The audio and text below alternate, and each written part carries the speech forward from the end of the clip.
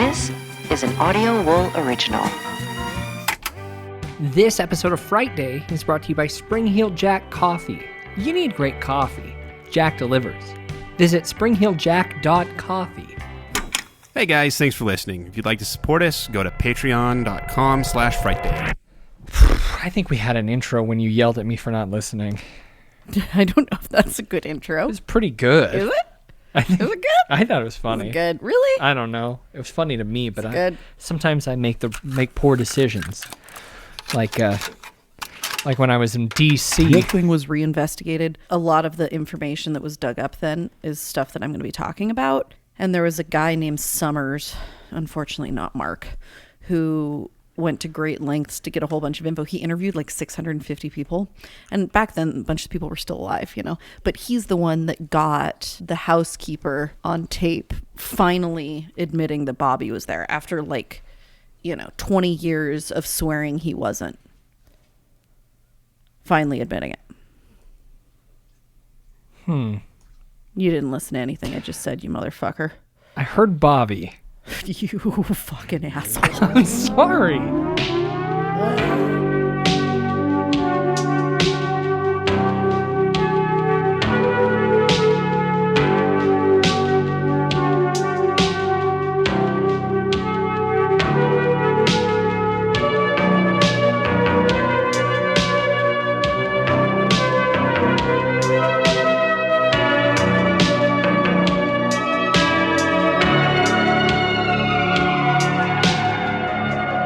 It is Friday. Please don't make fun of me. I know it's a I'm new not year. making fun of you. Well, you made fun of my... I'm laughing with you. No, I wasn't laughing. Yes, you were. I'm your host, Byron. The cosmonaut's health is always good. Sure, comrade. Whatever you say. We'll talk about a secret kept deep inside tonight as we review Egor Abramenko's Sputnik. And after a holiday break, we're diving back into the mystery surrounding the death of a Hollywood icon. It's part 3 of Marilyn Monroe in this week's edition of Kelly's Cryptids and Conspiracies. I'm joined tonight by Kelly. Yes. Okay, unsure. And Sam can't make it, but he landed safe and is recovering for the next 3 weeks. Oh, he did. Yes, this is true. That's It is exciting. Oh, what a week. Don't want to talk about it at all. Oh, you mean the... I gotta say, real quick, I wanna. Maybe by the time this airs, Byron, Yeah. the 25th will have happened. The 25th, isn't it the 20th? January 20th? No, the 25th Amendment. I don't see that happening. I do see January 20th coming at some point, though. I do want to give a quick shout out to some folks in our Discord that have been keeping me sane through all this. I've been hanging out in Byron's brain. It's been a pleasure to go through this whole thing with those folks. So shout out over there. And it's discord.frightday.com. Wiggity, woo. Are you a DJ now? I mean, remember when I DJ'd? I'm a good DJ. No, you were the worst DJ, and I should have never The let you best behind DJ. those boards. Okay, what do we call you? Edward Winehands Kelly. God, that might have been one of the best nights of my I don't life. think you should ever be double fisting wine at your sister's wedding. And do you remember much of Well, it? under the circumstances. Yeah, okay. We'll just keep on moving through. Have you found any way to make yourself feel better this week? I have, actually. So here's what's happening. I think I talked about my super healthy competition resolution thing, and let me just tell you. Plenty of that. It has almost murdered me to not have sugar, but aside from that, I am feeling so much fucking better. It's ridiculous. I mean, this is really boring and adult of us to talk about. You get more energy when you don't eat the sugar, okay? Yeah. Although I do really want sugar right now. Of course, it's fucking great. It's hurting me, and I do have some 80% cacao. Yeah. If things get desperate in the middle of the show. Anyhow, and I just want to say that I am not. I mean, I don't know how many of you follow Jamila Jamil on Instagram, but she's pretty much a goddess. Yeah, you love her. I do love her. And I just want to say that I am not advocating for crazy cleanse diets or shit like that. Unhealthy body image, not interested in it. Yeah, I mean, I don't know any women that have a healthy body image, to be perfectly honest with you, but we definitely shouldn't pay people to make us have worse body images, which unfortunately is what happens a lot Until of we the time. get into Anyhow, that industry. no, even then we're not doing that. 2021, who knows what direction we could go. So I am drinking a lot of water and I am trying to sleep more. Oh, that's what I forgot. Right, you forgot that one, didn't you? I haven't drank water for weeks again. Well, there you go. I'm trying to exercise, trying to have 5 servings of fruits and vegetables You talked every about day. this in the behind the screams, and I understand that this is good for you. It's a big deal. You asked me how I was coping with it. Yeah, I didn't ask for the entire plan of your new lifestyle change. That's what I'm doing. But that's great. What I'm doing. Really happy about it. So happy that I'm just going to go ahead and unlock the door because guess what? Oh, God, it's staff picks, isn't it? They say so much, but they never tell you if it's any good. Werewolf movie with E.T.'s mom in it. The Howling, horror, straight ahead. Yeah, it is. Oh, once again, you forgot I hear, so I better start so you can come up with some lies to present our listeners. We're talking about a Russian film today, so I thought, I wonder how many Russian horror films I've seen, and the answer is not many. Oh, have you seen any others? Well, yeah, one directed by a guy named Renny Harlin, a Finnish director, but it is set in Russia, so I guess that counts. 2013's Devil's Pass.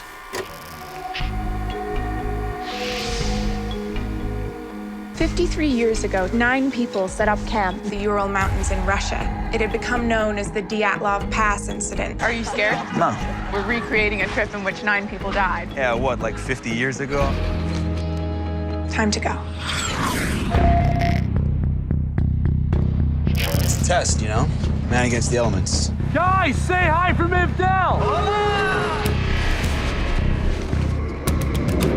Come look at this! What is it? The GPS is all screwed up. We should just leave. By the time we get packed up and get moving, we're gonna be hiking in the dark.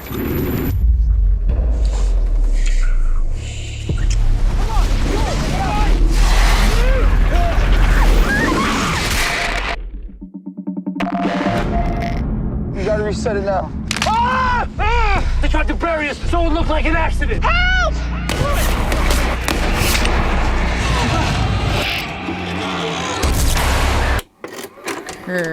You've seen it. Don't act like it's bad or you don't know what it is. Well, yeah, but now you just took the only Russian movie that I had to talk about. Well, why don't we so share it? Because fuck you, miss. I do have an alternate. I'm just going to finish talking about the boring details that people know me and appreciate me for, and then I'll let you talk about your personal opinion of Devil's Pass. Okay. I'll just hand it to you. To determine what happened to some Russian hikers, 5 U.S. college students go back to where the hikers were found dead. The students don't return from that expedition either, and the recovered footage is deemed too disturbing for public viewing. It is a great found footage film. It's from, again, Renny Harlin, who you might not know that name, but he's done some stuff you've seen.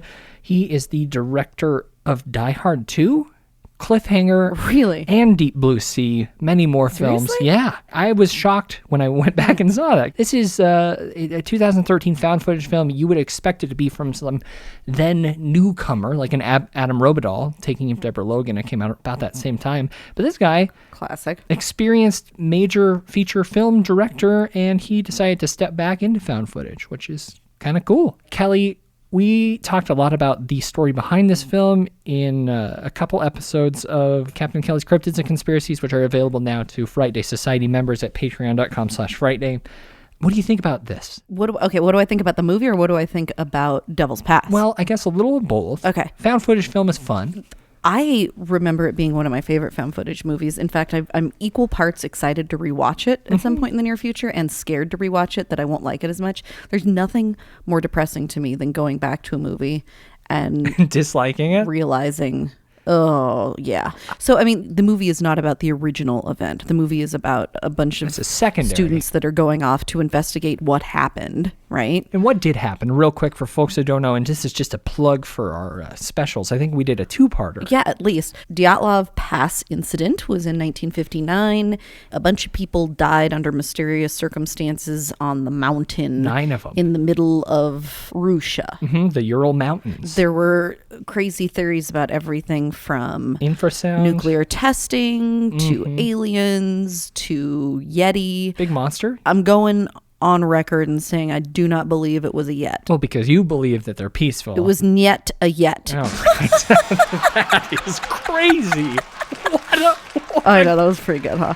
But I do think that something extraordinary happened there. And the circumstances, please listen to the episode, but there are weird pieces of evidence, like people found in very odd places and in various levels of undress.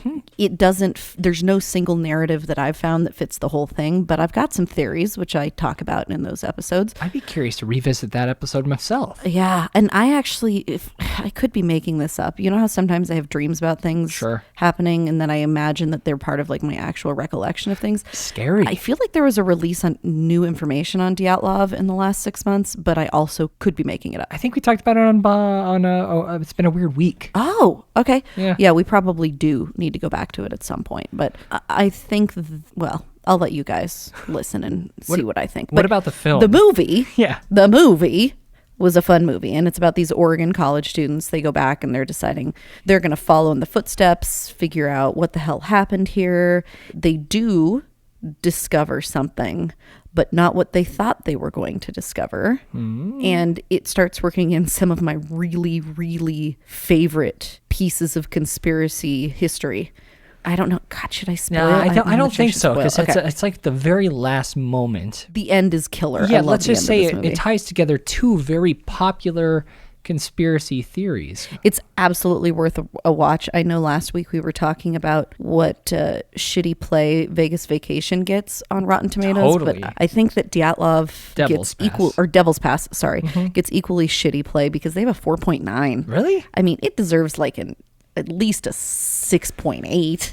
I enjoyed that film quite a bit, and if I recall right, I think Sam actually really enjoyed it too. So he did. It's a little bit. It's like three of us, very different opinions on film, all enjoyed it for different reasons. So which, just connecting a few dots here, he actually enjoyed tonight's movie too. Really, I could see that. Yeah, that seems like a Sam flick. Yeah, I don't know about this film I'm going to talk about, and the reason I'm choosing to talk about it is stupid. So the star of tonight's film, Sputnik, I'm not going to attempt his name quite yet. He reminded me a lot of a guy who was on a popular TV show on Fox, House MD. And I'm not talking Greg House. I'm talking his best friend, the oncologist, played by Robert. No, wait a second. Sean Robert Leonard? I just think that the guy in Sputnik looked like 100%. Oh my God. I was laying in bed last night watching this movie with Sam, and I was like, this looks like the guy from Swing Kids. You remember Swing Kids? What's that guy's name again? And Sam just gives me the blank look, and I'm like, okay, well, I'm just going to look it up myself. Please. And I'm like, Sean Robert Leonard. Don't give me credibility for this, because this is a stupid reason for me to recommend a spooky film that gentleman's in called Killer, A Journal of Murder, from 1995. Okay, so stop it. He does look like Sean Robert Leonard. Right? I am absolutely giving you validity for that. I appreciate that, I guess. So this film... I took up at least 10 minutes of last night's movie talking over the subtitles, not reading them, just talking about Sean Robert Leonard. He looks like a younger Sean Robert Leonard mixed with... Can I change my staff pick to Swing Kids? No, you may not. We are deep in this episode at this point. Told you it was going to be long. Welcome to Leavenworth, gentlemen. You're here because you've proven you can't live amongst decent society. James Woods. They tell me you're the worst man in this penitentiary. He's a man who claims to have killed 21 people. Robert Sean Leonard. You the new man, Lesser? Yes, sir. Are you one of these reformers? God keeps evil men in his care, and he may use them as instruments of his vengeance. God didn't make these men. Our system did. In a true story. Anybody writes my story, it's gonna be me. Of two men. He's so intelligent. I'll make you a deal. You give me a paper and pencil, and I'll give you the story. Torn between an act of compassion. I trust you. And a life of crime. My name is Carl Panzram, number 31614. In my lifetime, I've killed 21 human beings, some of them no more than boys. Is it all true? Children. How could you? This film, Killer, A Journal of Murder from 1995, haven't seen it. It's a biography crime film about Carl Panzram, based on a book by an author who interviewed Carl in prison. People who know Carl Panzram, serial killer, he killed folks between 1920 and 1929, 22 in total, robbed them, raped them, shot, strangled, beat them up with rocks or bars. He killed people all across the country, including Montana. But, yeah, I haven't seen this film. I don't know much about it. I just know that there's a gentleman who looks like a gentleman who's in the movie we're talking about tonight in it. So I'm going to check it out. One bad thing that I guess kind of works, Carl Panzram is played by James Woods. And I try not to watch a lot of James flicks these days. Oh, you mean because he's a horrible, wretched human? He is one of the most detestable folks I know, and I'm not saying that just because he's a Trump gentleman. He's just so cruel and mean and gross, and I don't like a single fucking thing that he says. But I still like that one movie, Videodrome, and vampires. But you know what can you do? So those are listen. I can't do anything about the late fees. Maybe I'll take off half. That was something I used to be able to do when I worked at a video store. Really? Yeah, I could get rid of folks' late fees. You couldn't wipe it, but you could wipe half of it? I could wipe it, so, but I could choose depending on the Oh, so this was a power flex thing? Kinda. It was, of the power, of the little power that I did have, that is something I could do. It's kind of like the same when I worked at the airport. If you were nice to me, I could do a lot for you. If you weren't, I could be like, oh, I'm sorry, you missed your flight. God, I missed that window. I fucking missed that window when I could have really used the shit out of you. Oh, I missed it too. I didn't travel very much back then. I went to Chicago a couple times and get out of the video store. It's time for you guys to go. Go home. But Kelly, my dog is ripping up his dog bed. Can you segue into your segment for me? Hey, Oliver, listen up. I think you'd like Marilyn Monroe. Let's talk about her tonight. In this week's edition of Kelly's Cryptids and Conspiracies. That's a dog's voice. Kelly's Cryptids and Conspiracies.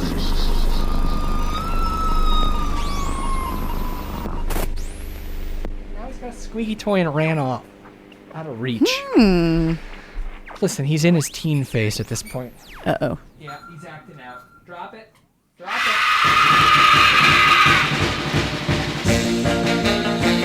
Oh boy, we have so much to cover tonight. I'm very sad and excited to dive in because things, as tragic as they felt for Marilyn, things are going to get even more tragic tonight.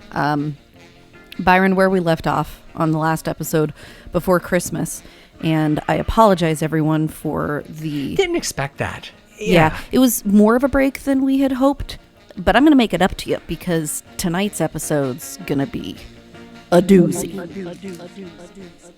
Now, where we last left Marilyn, we were debating when she first may have met John Kennedy.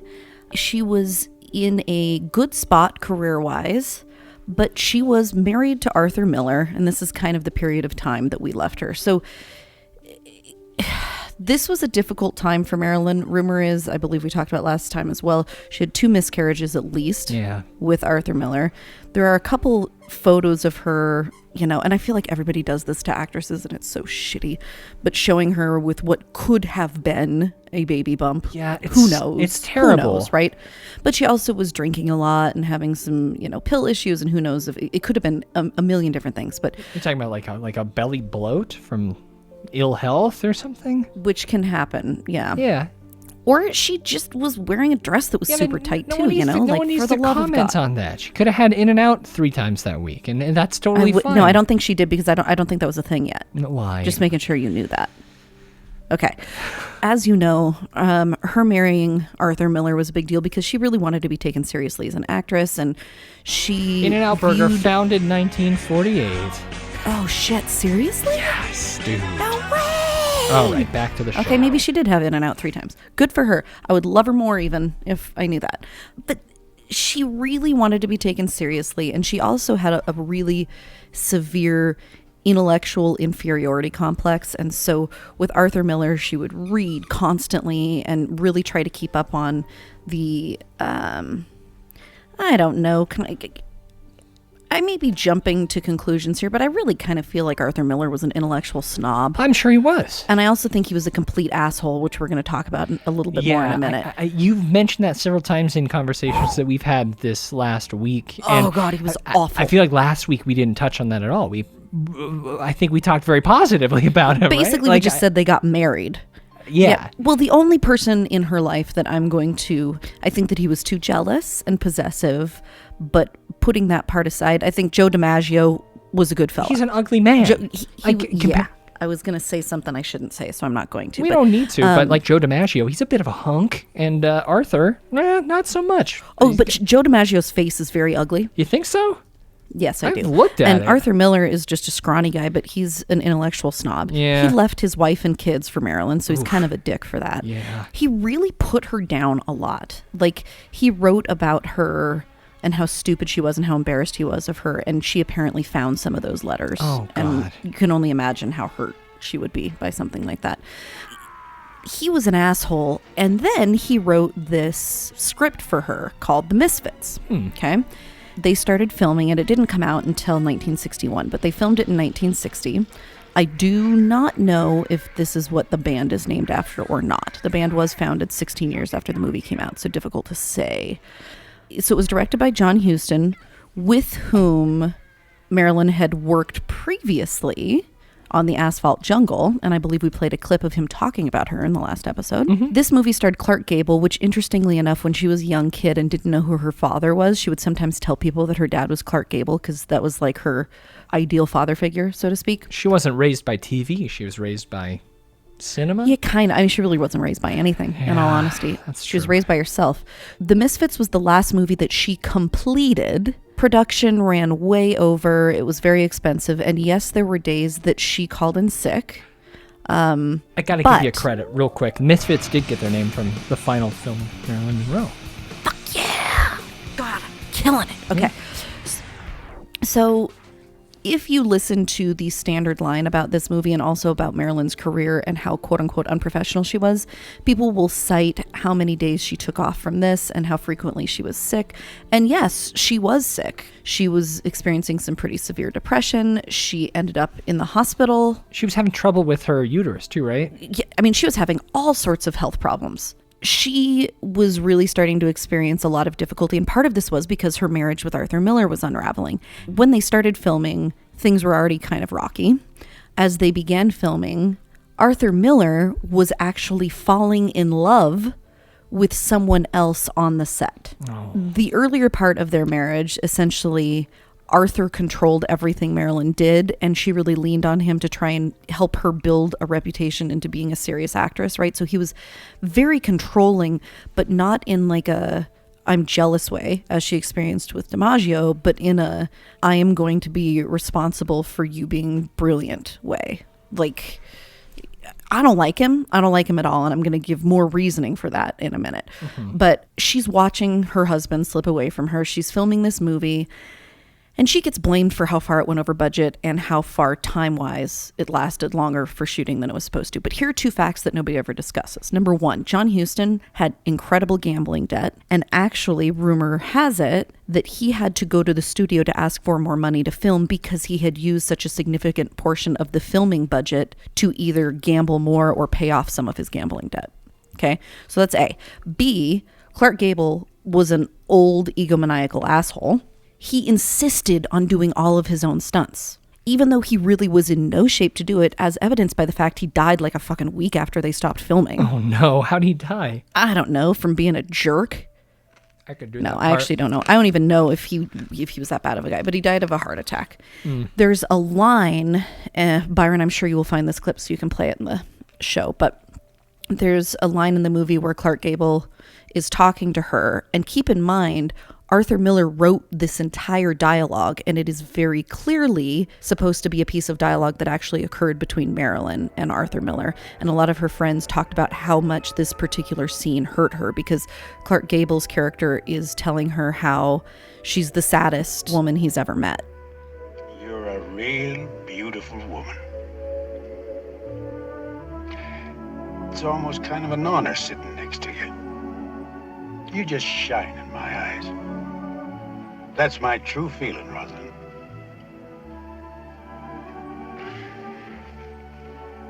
What makes you so sad? I think you're the saddest girl I ever met. You're the first man ever said that. I'm usually told how happy I am. it's a very tragic scene. And then you think about Gable dying shortly thereafter. You think about everybody, throwing her under the bus for the production. And then that really fed into the problems that she had on what would be the last movie she started filming, which was Something's Gotta Give, because it was very easy for that studio to write her off because they said, well, look, this last movie, she was a huge pain in the ass too. But it really wasn't her. And sounds it's just like a terrible on-set experience. It is. It was terrible in all sorts of ways. Filming wraps up on November 4th. Arthur Miller and Marilyn divorce officially on November 11th. Good. Their relationship was always unbalanced anyway. And by the end of the month, he is openly dating the woman that he met on set. Marilyn is heartbroken, and once again, her hopes of having a family and children, which she really wanted by many accounts, are dead in the water. Marilyn's not doing too well. One of the things that makes me really, really sad, this is probably, well, I don't know. It's one of the saddest things about her, but also one of the happiest things about her. So now we're into 1961, and by most accounts, things have already started happening with JFK. Okay. And we're going to come back to that and discuss in greater detail. But for now, let's talk about what happened early in 1961 for Marilyn. So again, we're hot off the divorce. She is experiencing more ups and downs than she has. And, I think anybody with extreme trauma in their life has that follow them, especially if they haven't had the opportunity to really process it and get help for it and skills to deal with it. I believe this is what's happening to Marilyn at this point. She's really mourning the death of another relationship. She is now 35 years old and feeling as though she probably is not going to have children, and that's really hard for her. Yeah. She's also worried about her career because, again, she really got unfairly blamed for some problems on the set of The Misfits. I mean, can you imagine trying to film a movie that your soon-to-be ex wrote for you, playing a character against a person that is supposed to essentially be your ex in the movie? Ugh, it's horrible. Sounds like every low-budget indie film shot in LA. But I mean, I guess that's probably true. So she's taken a lot of pills. She's drinking a lot. She was a big fan of drinking her pills with champagne. Ooh, fancy. Lots and lots of champagne, lots and lots of pills. Do you know what kind of pills? Have we talked about that quite yet? The types of pills that she was taking, it does matter, and we are going to get into it. But I will say that in order to bore people with pharmaceutical discussion as little as possible, we're going to keep it for the death. Okay. She's trying to get back on top of things with her career, and she has this psychiatrist, Ralph Greenson, who is another tragic figure in her life. This guy, I mean, the number of sessions she had with him, you think you and I spend a lot of time with our shrink bee? Weekly, Woo! yep, for years Yeah, now. no, we're talking almost daily. Huh. All right. Yeah. Are they doing good work, though? It depends on whose account you listen to. She clearly leaned on him, Ralph Greenson, very, very heavily. However, one would argue that it's probably not healthy to be seeing a patient with that frequency. No, I wouldn't think so. He did prescribe quite a bit of medicine to her, which arguably, well, again, we'll talk about that when it comes to the death. There are some rumors, though, and my God, the number of documentaries I've listened to, watched, the number of books I've read, a lot of people will say that Ralph Greenson contributed in at least some way to her death. However, one of the more interesting documentaries that presented some new information that I hadn't seen elsewhere and that I was able to then verify pretty, across the board, as much as some of this stuff can't be verified, kind of makes the argument that he really didn't do anything other than perhaps, some negligence as a doctor. Sure. There are rumors that he was also having an affair with her. The sad thing, if that is true, all of it tragic, but I'm looking at a Ralph Greenson invoice from June of 1962. Yep, right before she died. $350. Yep. Today, that's like over $3,000. Oh, you want to hear a kicker? Right after she died, he submitted a bill of $1,400 to Marilyn's estate. Why? He said that all office visits lasted a minimum of 1.5 hours, often were 2 hours in duration, and happened almost daily. He needed a lot of ducats. Oh my God. It's too long for a session. You got to focus. Yeah. Can you imagine? What would you do with 2 hours with and we'll beep his name. I got so pissed at him today. Oh, God. All right, calm down. He probably will listen to this. I don't think he ever listens, but it'd be great if he did. He's told me he's listened to our show before. And does that make you uncomfortable? No, not at all. It's just interesting. I got to tell you, I go into a session and I don't know. It's interesting. This may be unique to me. I am horrified and struggle to come up with things to say every week. Some people enjoy it. I struggle to come up with what I need to focus on. So I can't imagine. Oh, see, I'm totally fine with that, but I would be too exhausted at the end of 2 hours. So anyhow, she's feeling really crummy early 1961, and she has 2 psychiatrists. I guess the other one is just a pure psychoanalyst. This is Dr. Marianne Chris. Yeah. She has Marilyn sent to the hospital. Marilyn goes believing that this is going to be like a, kind of like a go rest and relax and get recharged. And is it a psychiatric hold? Is it a 5150? I don't know if it was a 5150, but she is escorted to a padded cell and spent 4 days there. Oh. She said that those were 4 of the most distressing days of her life. She wrote a letter to her shrink about it afterwards. Here are a few quotes from it. And the name of the facility she was at, by the way, was Payne Whitney Psychiatric Clinic, and it was in New York. Okay. There was no empathy at Payne Whitney. It had a very bad effect. They asked me, after putting me in a cell, cement blocks and all, for very disturbed, depressed patients, except I felt I was in some kind of prison for a crime I hadn't committed. The inhumanity there I found archaic. They asked me why I wasn't happy there. Everything was under lock and key. Things like electric lights, dresser drawers, bathrooms, closets, bars concealed on the windows. The doors have windows so patients can be visible all the time. Also, the violence and markings still remain on the walls from former patients. I answered, well, I'd have to be nuts if I like it in here. So 0 personal freedom, given baths, like forcibly crying, asking to be let go. She manages, I think through one of the nurses, to get a note to Joe DiMaggio, basically saying like, help me, please help me. The purpose of a padded cell is for people who are thought to be actively trying to hurt themselves. I don't understand why they would put her in that situation. Well, and there's a lot of debate here. So the people that were treating her mentally, a lot of them had at least connections to the movie studios. And I guess we're thinking that it was part of their duty to get her well again very soon so that she could get back to work. I don't know that any of that could possibly hold water from at least a current perspective. She thought like, oh, I'm going somewhere where I'm not going to be in the public eye and I can kind of get a breather because holy shit, my marriage just fell apart. Life really sucks. And instead she ends up basically think about One Flew Over the Cuckoo's Nest. That's exactly what I'm thinking right now is like the book came out in 1962. There's no way they were looking to adapt the film then. So this isn't some sort of Daniel Day-Lewis immersion into something. Oh, I love that you just brought him up though, because we're coming back to him, God mister. Damn it. Before we leave Arthur Miller behind entirely, Byron, the woman that he started dating after he divorced Marilyn would go on to marry and have 2 children with. The first was a daughter named Rebecca, and the second was a son. Do you know what he did to that son? I mean, probably bad shit. Well, you see, the son had Down syndrome, so he had him committed to an institution immediately and never again saw him. Arthur Miller did that. Yep. He's a horrible, wretched, despicable fuckface. Yeah, I don't like that at all. I'll second that fuckface comment. But you want to hear something crazy about Daniel Day-Lewis? I'd love to hear that. He's technically kind of sort of Marilyn Monroe's half son-in-law, because Arthur Miller, the daughter that he had, Rebecca, went on to marry Daniel Day-Lewis. Oh, wow. All right. How do you like them apples? They taste just fine. Pretty interesting, huh? Yeah. And if anybody wants to look up the records of Marilyn at Payne Whitney Hospital, she was brought in under the name Faye Miller. You can't actually find those records. They'll probably be in the show notes of this episode, Frightday.com. Yep. It's a pretty sweet story. Who knows how true it is?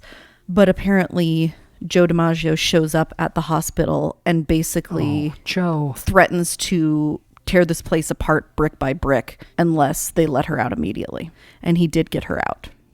And there are a couple really cute photos of them in the early 60s. My guess is probably right around this moment, on the beach together. So I know we talked about towards the end of her life, they were still very close. Like, they were very, very close still. There should be a movie about the love story between them and how it stretched beyond the end of their relationship, you know? Like, let's make it. So obvious. Their connection was so strong, and his love for her continued through the end of her life, you know? Even in the 80s, I was listening to interviews about Marilyn Monroe. Yeah. With him. Yep. It's, tragic, sad. Yeah. Interesting, though. Lots of stories from people around this time, because now we're really coming up on last, year and months of her life. And so there's a lot of stories about what was going on at this point. Mm-hmm. We need to be really clear about some of the major players in her life. So last week we talked a little bit about Peter Langford and his wife Pat, who was Pat Kennedy, JFK and Bobby's. Actually, JFK's little sister. I don't know if she was older than or younger than Bobby, but regardless. Sure. Also, fun connection between the Millers and the Kennedys. Remember how the Kennedys locked one of their sisters up in an institution too? Yeah, I forgot about that. Great humans we're dealing with here. Interesting time. Stellar humans. Yep. We've got the Kennedys involved. We have a gentleman by the name, I hesitate to bring him in because there's a lot of controversy about him, but Bob Slatzer.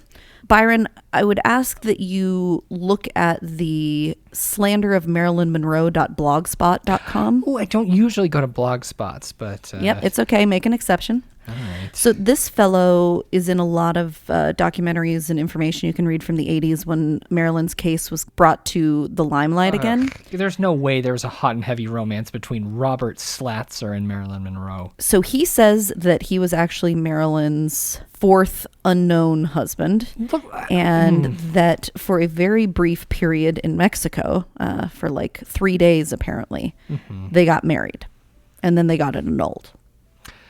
Well, I mean, for a gentleman with the nickname of the Toad, I just don't see it. Marilyn Monroe is a beautiful, beautiful woman. This guy... Do you see some of those photos with the two of them, They though? look so lovey-dovey, but I have a lot But his face, right? Yeah, face, body, pretty much the whole thing. He looks like... But, I mean, when you think looks like about John it, Wayne Gacy. He looks like... This was also from a time... Oh, God, he kind of does. Yeah. This was from a time in her life where she was certainly willing to put up with a lot of that. Or maybe he was a really great guy. That also could be the case. I mean, there is evidence that they did have contact with each other, like right up until before she died. And in fact, he claims that...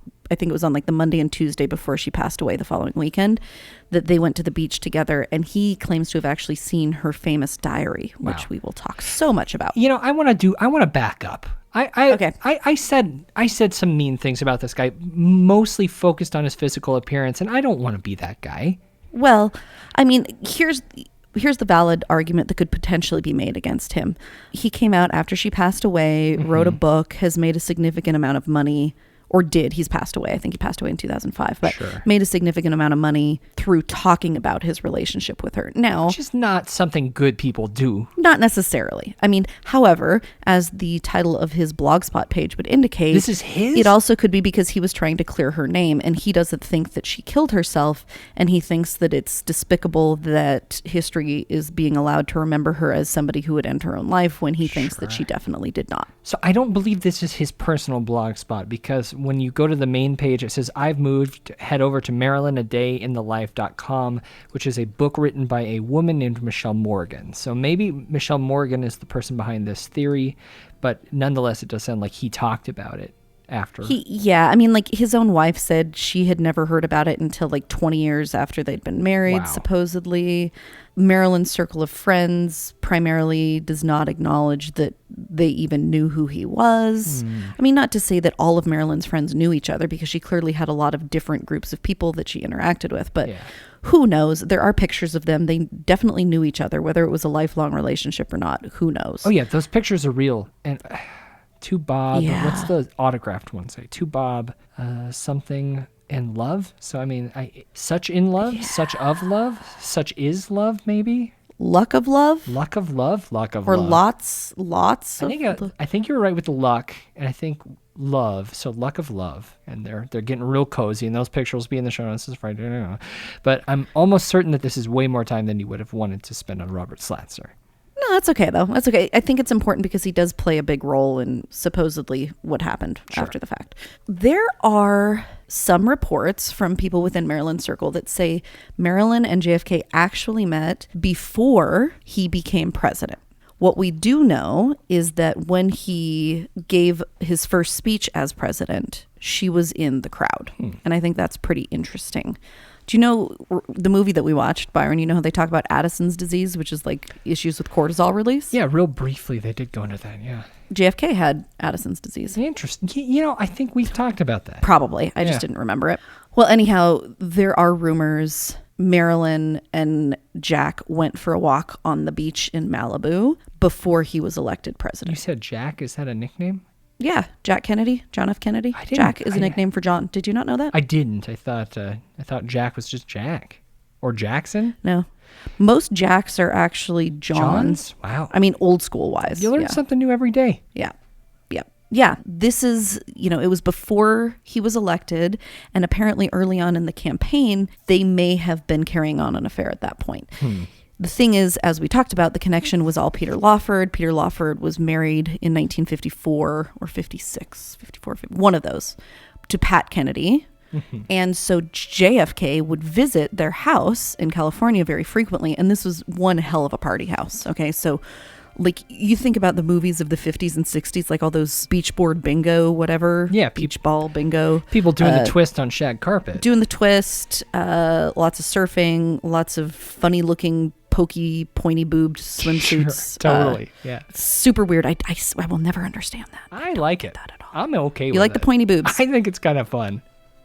Well, it's very weird to me. Well, whatever, to each his own, I suppose. But Kennedy spent a lot of time there, and Marilyn was friends with Pat Lawford, and so it is very feasible to think that they would have crossed paths multiple times over the course of this. Again, the only picture we actually have of them together comes from the night that she sang him happy birthday, but all reports indicate that she knew him long before then. And in fact, by the time she sang him happy birthday, which was in June of 1962, it would appear that their affair had ceased, that Jack had kind of sent Bobby, his little brother, to pick up the pieces to keep her from freaking out. It had just become too much of a risk because they were both too high profile. Yeah. The Kennedy dynasty was a really, really big deal, which plays a role in all of this. And as Bobby went to go kind of pick up the pieces, it would appear that Bobby and Marilyn may have actually like pretty legitimately fallen in love. I mean, that's kind of cute. And it's not cute. Well, it's not cute. Okay. At least all right. Had a longer term, more likely, more serious relationship than she had with Bobby's older brother. So trying to understand why JFK would have had to call off this relationship, we need to take a few steps back and talk about exactly how JFK got elected. Now, the Kennedy dynasty extends back quite a ways. And we are actually working on a full Kennedy family report. Are we? That book came out about the Kennedy curse. Oh, yes! Which we do really need to talk about. Gotta do it. Okay, we will. Fine. We will. Good. But the problem is we do need to cover at least a little bit of it right now. Yeah, that's fine. Joe Kennedy was a bit of a rascal. A rapscallion? He was a ne'er-do-well. Oh. No, I'm just kidding. He was probably a pretty solidly shitty dude. Sure. Again, he, like Arthur Miller, was totally fine putting one of his children in an institution and essentially ignoring their existence. Joe Kennedy was not afraid to enlist the help of mobsters in getting his son elected to the presidency. And one of the ways in which he did this, and this is according to a lot of different things I have read. I've listened to some pretty extensive interviews with mobsters. There's a really stellar book that one of our listeners turned me on to called Double Cross, which I've primarily read the material about Marilyn and the Kennedys, but there is a ton in here about Sam Giancana and other things that he was involved in, including the Kennedy assassination, that we'll certainly want to talk about at some point. But he was one of the people that certainly helped out getting Kennedy elected, as did Hoffa. And we go into that quite a bit in our JFK series. We do, yes. Which is episode 106, 107, and I imagine 108. Probably. 105. Probably through like about the other 127. Direction. Yeah, we did quite a bit. I love that, though. It's some of my favorite stuff that we've done. So we did really good work. Yeah. Back in 2017. Now we're just doing The Seance of Princess Diana. Okay, I think this Marilyn stuff's pretty damn good. No, this But is what good. ifs? It's return to form. Okay, good. So after Kennedy was elected, part of what Joe had promised would happen is that essentially Kennedy would turn a bit of a blind eye to a lot of the illegal activity going on with the mobsters. All right. So, a lot of stuff located in Chicago, some stuff in Miami, certainly some stuff in Vegas.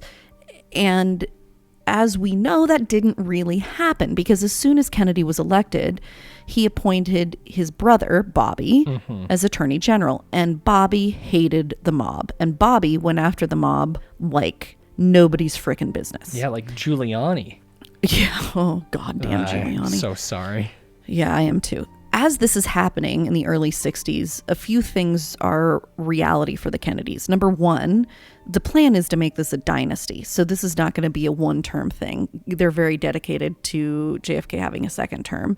And two, now that they are elected, they're really reliant upon public opinion far more than this behind-the-scenes mob stuff, because now that they're in, it's like, okay, we got to make the public fall in love. We got to keep them in love, which part of that is going after the mob and really presenting this wonderful, wholesome, all-American, we're going to clean up America. This is going to be great. Catholic. Look at what wonderful family people we are.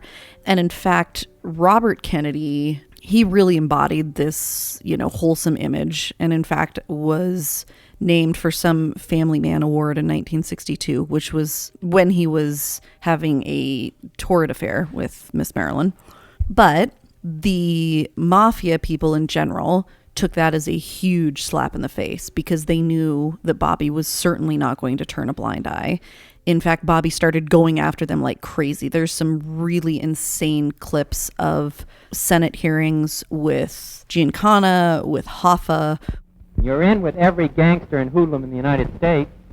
I know a lot of people in the You're in United with States. every place that you go. You're associated with the leading gangsters and Mr. Kennedy, racketeers in the United States, and Mr. it's not Kennedy. so shocking that you should be involved in taking the Greenleaf money. Mr. Kennedy, it is shocking to even involve a man with that kind of blood taint money. And I don't go for that, Mr. Kennedy. Well, I don't go for that kind of action. Well, then you could have arranged that, not going for that kind of action, by disassociating yourself many years ago from Joe Costello. Why, You could have done it from Mr. John Kennedy? Vitale. Every place you go, we've checked your telephone numbers. You're calling every gangster in the United States. Mr. Kennedy, what has happened maybe in the past life of people today may be different. You got Lieutenant Shoulder's son working for the Teamsters Union in They St. may Louis. be nice people today. You don't give them a chance to prove they're nice. They may be nice people. Their hatred of Bobby in dialogue back and forth in these Senate hearings is just palpable. Oh God, it's gross. Like, they loathe him and they very much want to take him out. They'd like to probably take Kennedy, the president, out too, but who they're really pissed at is Bobby. And obviously at Joe, because Joe made all these promises and got what he needed and then told them to basically F off. In the interest of keeping a wholesome public image, they really couldn't risk the public finding out about Marilyn and JFK, which is why, arguably, JFK ended things. And Marilyn was super pissed about it, but then she kind of fell in love with Bobby. There are friends of hers who say that they saw the two of them together, like very clearly being romantic. Lots of people at Peter Lawford's house that saw them there. I don't think that there is a viable way to dispute the fact that Bobby and Marilyn had a pretty extensive relationship, based on what I have read. There are certain pieces of this story that really can't be given any further clarity beyond hearsay, but with the Bobby Kennedy relationship, there's enough. I don't think there's any doubt. One of the places that people love to hang out at this time, the Cal Naval Lodge, Lake Tahoe, and right around then it was being purchased by Frank Sinatra, I believe. But like, as we talked about last week, the whole Rat Pack would hang out there. It was just a super cool place to be. Apparently, it is where Marilyn spent her last full weekend alive.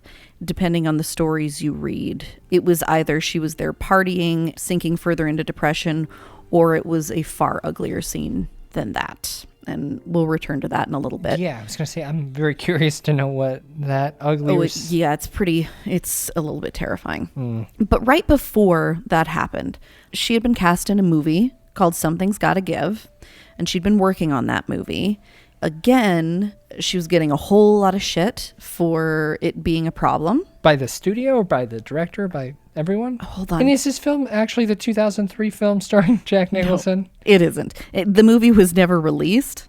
It was a 1962 movie, but it starred Dean Martin, who was certainly very good friends with Frank Sinatra and part of this crowd who also hung out with Sam Giancana. He came to the Calneva.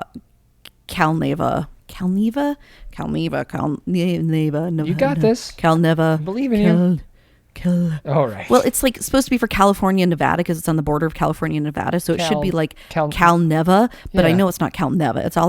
It's either Calneva or Calneva. I just don't know which, so whatever. The freaking place, and it's actually, if you watch the movie, what is it? Hot Times at El Royale or whatever, it's very much modeled after that. She ends up cast in this movie, and it's a very interesting movie. It's about this woman who has been gone. They presumed her dead. She was declared legally dead, but she'd actually been lost at sea in the Pacific Ocean on an island. Yeah. And she comes back 2 years later, and her husband has been remarried. He is on his honeymoon with her, and she kind of stumbles into the yard and sees her 2 kids that are obviously 2 years older than when she last saw them, and they don't really know who she is. And I watched actually almost all. There's a version of the movie you can find and watch, certainly unedited and, not complete, but it's pretty incredible. She was a good actress. She straight up was. I think she got there. She was not great at the beginning. Well, is that mean to say? I'll just leave that out. I thought the scene in her first role where she's the waitress was kind of stiff. Oh no, she was very bad. Kind of stiff. Yeah. But like, this is watching her progression over the period of time that she was able to do acting, because it was cut so short. Like, she improved dramatically, and she was very dedicated to it. And I think one of the greatest disservices people do for Marilyn is just making her sound like a flake that was always bailing on set, and she was just hot, and that's the only reason that they wanted her on screen. And it really isn't the case. Like, she was actually very, very good. Right before this movie, this is when she had her gallbladder surgery that you mentioned last episode, Byron, and she lost like 25 pounds. It was apparently the least she had weighed in her full adult life. Wow. Really, really sad, because in typical societal form, some things never change. She just kept getting countless compliments for how thin she looked and how wonderful she looked, right? And she got that way because she was ill. Which then really encourages people to remain ill in whatever way you must to continue looking like that, and blah, blah, blah, blah, blah, blah, blah, blah, blah. Started filming in April. Yes, Marilyn was having a lot of trouble, probably partially recovering from the gallbladder surgery, but also still just struggling with life in general. She does have severe depression.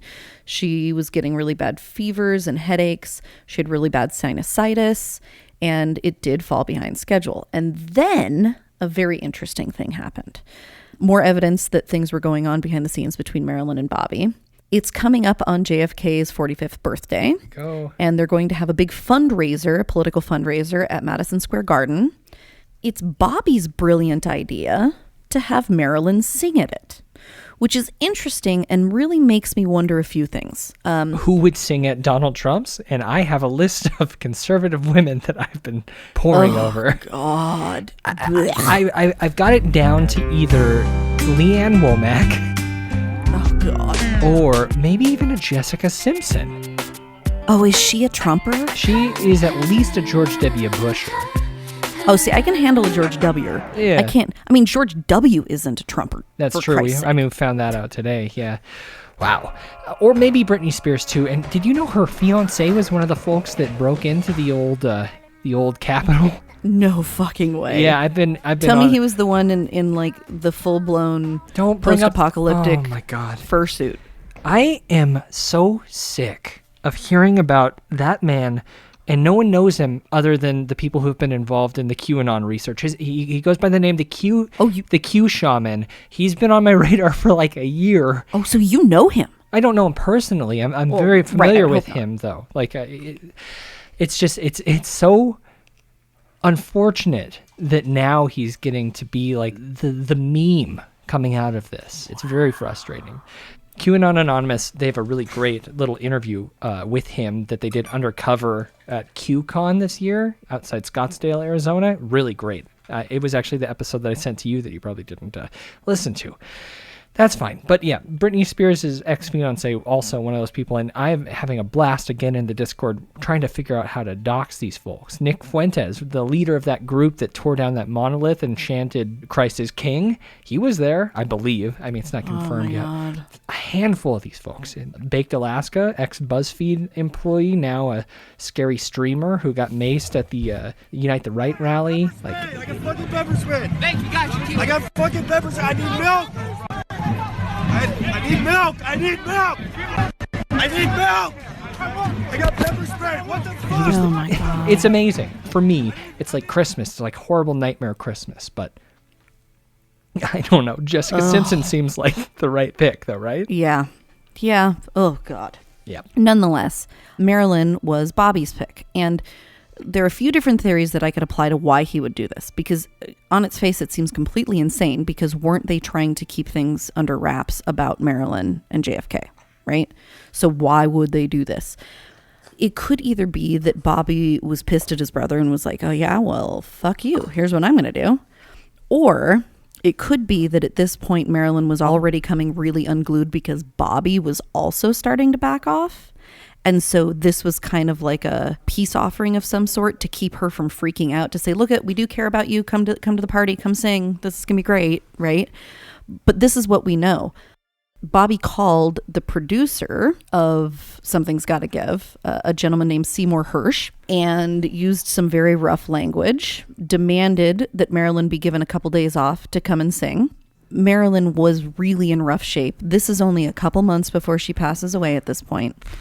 Yeah. I think by trying to include her in something, he's hoping to keep her from causing major problems. She's become a liability. A huge liability. And I mean, kind of a national security risk, because it turns out that the Kennedys, both JFK and Bobby, had a habit of saying things they probably shouldn't say to women they shouldn't be sleeping with. Not just things that might be embarrassing for the Kennedys, but things that would be dangerous for America, such as things involving nuclear arsenals, such as some other really even more fun things that we're going to talk about in the fourth part of this series. But whatever the reasoning was, Marilyn ends up there. She does take days off from the filming, which certainly pissed them off and was kind of the straw that broke the camel's back, because they essentially said, all right, screw you, you're fired.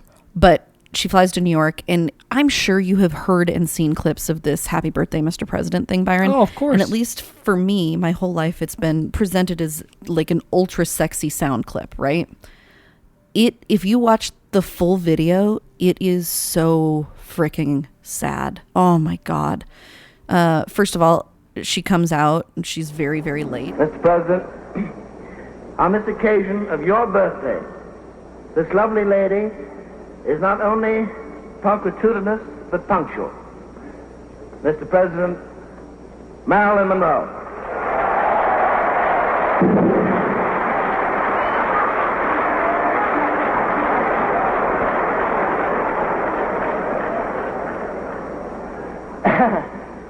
A woman about whom it truly may be said she needs no introduction. But let me just say, here she is. But I'll give her an introduction anyway, Mr. President, because in the history of show business, perhaps there has been no one female who meant so much, who has done more.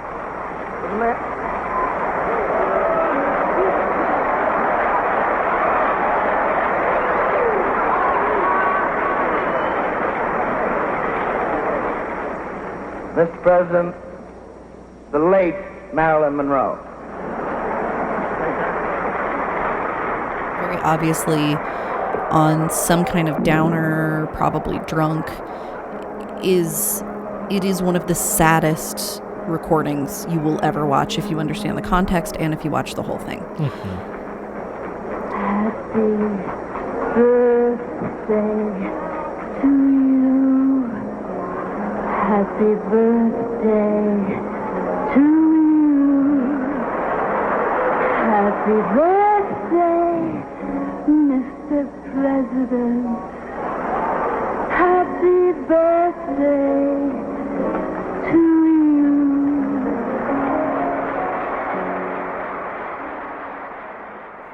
Jackie knew that she was going to sing there and was super pissed at Bobby for inviting her. Jackie did not come to the event. Ethel, Bobby's wife, did come, but was really disgusted by all of it. Everybody was in trouble.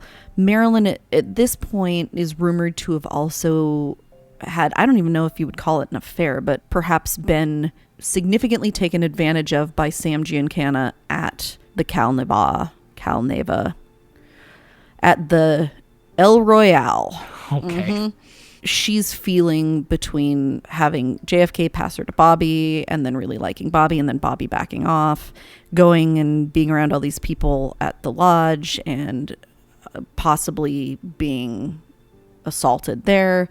She's feeling horrific. This was kind of like this very sad attempt for them to placate her, but I think it really made her feel quite a bit worse. It did give us at least a picture of the three of them in one place, which is helpful. This is a tough point because this film was going to be a really big film. It's got Dean Martin on it.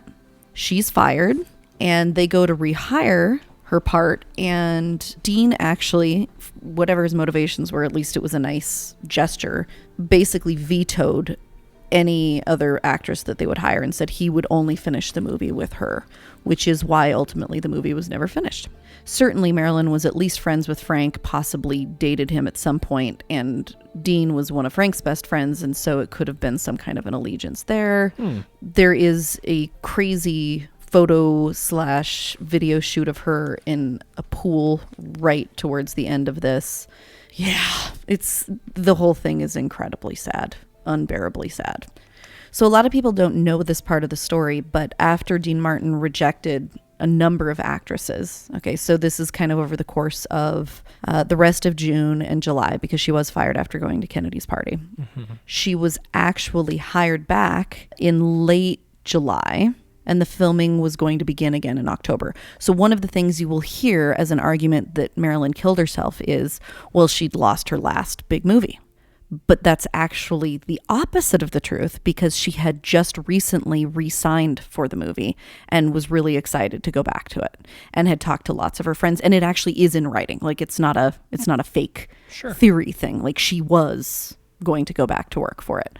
So there's part one of dispelling the idea that Marilyn killed herself.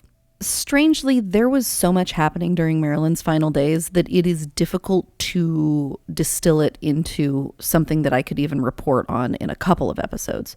I'm going to do my best. We're going to talk through part of it tonight and finish the rest of it in our wrap-up episode on the mysterious death murder of Marilyn Monroe. Okay. Great. Spoiler alert. Yeah. So other things that are happening in Marilyn's life at this point. She just bought her first house. Oh, congrats. Yeah, really, really congrats. She was on the cover of Life magazine. As I said, she was rehired. And there's less evidence about this, especially because he was such a shy person and did not try to capitalize on her death at any point in time. Dimash? But a few of her friends say that she and DiMaggio were actually set to be married in September. Damn. Yeah. But there was a pretty tragic event that happened to her, possibly, in the weekend before her untimely death. We are now at the end of July in 1962. Again, she has just been hired back to Something's Gotta Give, so that's helpful. She has a new doctor. In addition to Greenson, she has a gentleman named Dr. Hyman Engelberg. And he's not an escaped Nazi. I mean, he could have been. I'm not sure. Maybe he was Operation Paperclip and had to do with MK Ultra and the Kennedys. Possibly was involved in the Philadelphia experiment. Difficult to say. Well, here we are. Yep. Nonetheless, she's got two doctors, and this is a little bit problematic because some of the issues surrounding the medicine she was taking seem to be a little bit contradictory, perhaps because of a lack of communication between those two doctors. But she was seeing both of them medically. No evidence of anything else, though rumors of other things, at least with Greenson. And there are some rumors that those things were even happening with the new gentleman, Engelberg. There is, incidentally, a Lifetime movie, and I get it that Lifetime movies are not necessarily great movies, but this movie has Susan Sarandon, so you can give it a little bit of credence. Yeah. Did we talk about this already? I don't think so. It was a 2-part movie called The Secret Life of Marilyn Monroe. People that are in this business, they'll lead you astray. This is not what God intended for you to do with your life. My mother got sick. What happened to her? Your daughter. I don't remember giving birth to you.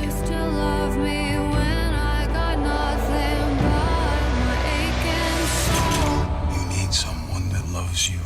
It's a little bit difficult to find, but give it some effort and it's worth it. Susan Sarandon plays her mother. Kelly Garner, who I don't know her from anything, but she plays Marilyn and does a really, really good job. It does have Jeffrey Dean Morgan in it, which is always I fun. like J.D. Morgan. I do too. Fake Javier. It's true. But oh, it's so true. In this movie, it really centers around the interview that she was conducting with this new psychiatrist. So Lifetime. This is very shortly before her death. And so it like tells her life story, but through the lens of what she is telling the psychiatrist that she brought on right towards the end. Huh. It's an interesting way to get a little bit more information about how he supposedly interacted with her, et cetera, et cetera. But a lot was going on, lots of things picking up. But we do know that she had gone to the lodge the weekend before. And we've got a couple people that talk about seeing her there. Some very troubling reports of how much alcohol and prescription medicine she was consuming. Perhaps the most disturbing reports, though they are isolated, so I'm really hoping that I can write them off, but I'm going to share them with you nonetheless. There's a gentleman named Bill Woodfield, and he was a photographer that was friends with Frank Sinatra at the time. Okay. Everybody was at the lodge that weekend, including Giancana, for sure. Because Marilyn had been super duper pissed at the Kennedys, people are saying that right around this time, she was starting to make some pretty scary, threatening phone calls to DC. And there are actually phone records that indicate that this is true. So she was trying to get a hold of Bobby, the Attorney General. She was trying to get a hold of the president. She was leaving messages fairly threatening along the lines of, you know, make sure he calls me back, otherwise he's going to be sorry. She's threatening to talk. She's threatening to tell the things that she knows and to cause a scandal. In fact, at some point in this last week, she made a threat to have an actual press conference, which she planned to hold the Monday after she died.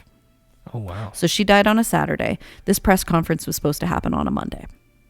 She was supposed to present pieces of her diary showing what she had recorded about conversations. So she wrote down a lot about conversations she had with all sorts of people, partially because she was conscientious about her intellect and was always trying to learn and understand how to have better conversations and pick up on information. And, you know, it's just another way in which she was dedicated to really trying to make everybody love her. As part of that, obviously, were conversations she had with her lovers, and there were some really sticky things in there that she had made threats about. We won't talk about this until next week, Byron, but there is an incredibly disturbing FBI document that details some of the things she threatened to reveal, and the FBI document is literally dated days before her death. Wow. Okay. There are thoughts that part of the purpose of her trip to the lodge was for the people that knew her there, who may or may not have called her a friend, to talk her out of this. Supposedly Giancana pulled her aside and said, you know, don't do this. This is a terrible idea, was trying to talk her out of it. There are also rumors, which we will talk about in great depth next week, that at this point Giancana had already been hired to kill her. That he was trying to talk her out of essentially what had put her in harm's way. But this Bill Woodfield, friend of Frank Sinatra's, says that when Frank returned from his weekend at the lodge, he gave Bill some undeveloped film. And he didn't want to have it developed anywhere public. He wanted this friend, Bill, to develop it for him. When Frank returned from Calneva, he asked me if I would develop the film myself and not let anybody else see it. And I developed the film, and I saw Marilyn on all fours. There were about 9 frames of film. She was quite sick. She looked sick, and astride her, either riding her like a horse or trying to help her up. I couldn't tell which, was Sam Giancana. Frank asked me what I thought he should do with them. I said I would burn them. He took out his lighter, burned them, and that was the end of it. Giancana on top of her and her on all fours. Ugh, all right. Bill told him, like, oh my God, you got to destroy these. These are not something you want in your possession. This is not good in any way. And I don't know if he meant like poor Marilyn. Probably not, because Frank was a bit of an asshole. But at least, like, you probably don't want dirt on Giancana, because that's not a person that... Frank apparently burned the photos right there in front of him. Obviously, this makes the story completely unverifiable, and I hope it's not true, because unusable. Yeah. Jean Carmen, who you will see in a lot of interviews as one of Marilyn's friends, believed that Marilyn was truly in love with Bobby, but also believed that she had kind of let go at this point and was more pissed than anything, and certainly was dedicated to having this press conference, but that it wasn't necessarily an effort to get Bobby back. It was more of a, I feel like I've been terribly used and I'm putting my foot down and I'm going to stand up for myself, which is really something she didn't do that much. And so, you know, to think that maybe the first 36 years of her life she was working up to being able to stand up for herself and have some self-confidence, and this is how it ended for her, is even more depressing.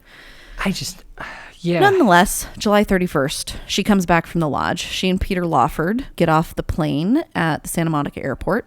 The driver that drove them said she was very unsteady. She seemed drugged. When she and Peter Lawford got into the car and headed back to Peter Lawford's beach house, the famous, you know, location, it's basically like almost everything happened either at Lawford's house or this lodge. Real quick, I'm looking at the William Woodfield Marilyn Monroe pictures in the pool. Yeah. And not because they're very attractive photos, but the cover that they chose for the Life magazine issue, one of the lead stories is new evidence that cancer may be infectious.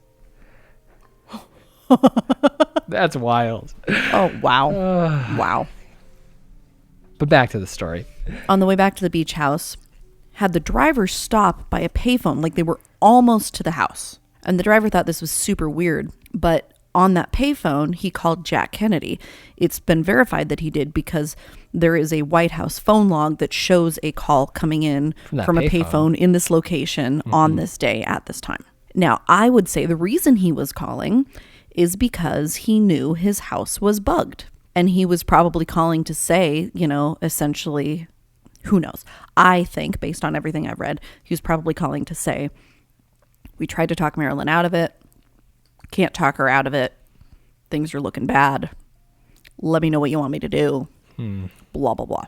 So Marilyn's kind of like drugged out, laying in the back of the car. He's on the phone for like 20 minutes with Kennedy. How many quarters is that? I don't know. Yeah, I was thinking about that. It didn't used to be quarters, did it? It was just like nickels or maybe pennies. I doubt perhaps. A penny, but I mean, still, it's a significant amount of heavy change in your pocket. So, Byron, you ever seen the movie Chinatown? I haven't, actually. It's a great movie. You should watch it. Yeah. Jack Nicholson, okay?